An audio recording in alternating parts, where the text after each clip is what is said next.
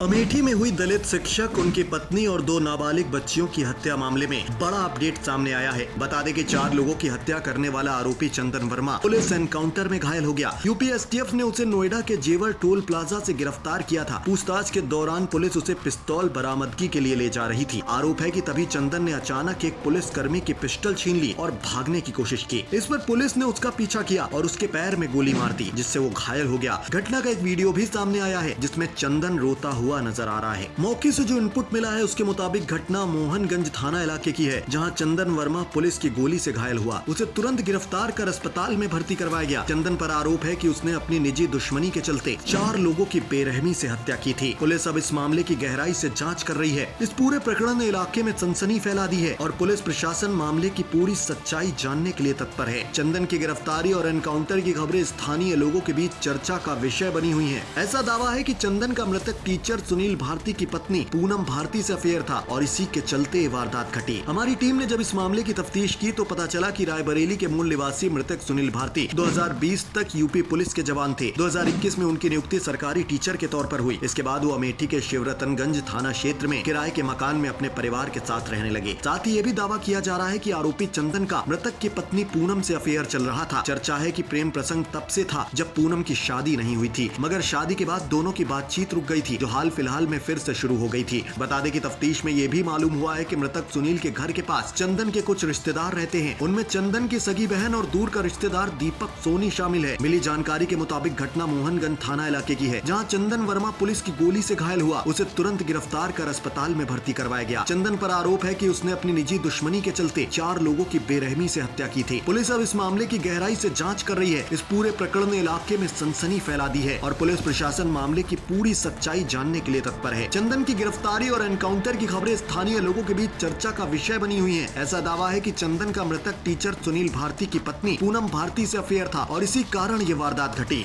मौके से जो इनपुट मिला उसके मुताबिक घटना वाले दिन 3 अक्टूबर को चंदन सबसे पहले दीपक की मोबाइल की दुकान पर पहुंचा। यहाँ उसने अपनी बाइक खड़ी की। इसके बाद वो टीचर के घर पहुंचा और यहाँ उसने सुनील, पूनम और उनकी 2 नाबालिग बेटियों की कथित तौर पर जान ले ली। यहाँ गौर करने वाली बात यह है कि सुनील के घर के पास एक दुर्गा पंडाल लगा हुआ था, जिसकी वजह से आसपास बहुत शोर था। शोर की वजह से गोलियों की आवाज लोग नहीं सुन पाए, मगर सुनील के मकान मालिक ने गोलियों की आवाज सुन ली थी। इसके बाद उसने घटना की जानकारी लोगों को दी। जब लोग घर पर आए तब तक चंदन फरार हो चुका था और सबकी मौत हो चुकी थी। अमेठी पुलिस के मुताबिक परिवार ने चंदन वर्मा के खिलाफ अनुसूचित जाति और अनुसूचित जनजाति अधिनियम 1989 के तहत शिकायत दर्ज कराई थी। पुलिस के मुताबिक सुनील ने अपनी शिकायत में ये भी उल्लेख किया था कि अगर उसे या उसके परिवार को कुछ होता है तो इसके लिए चंदन वर्मा ही जिम्मेदार होगा।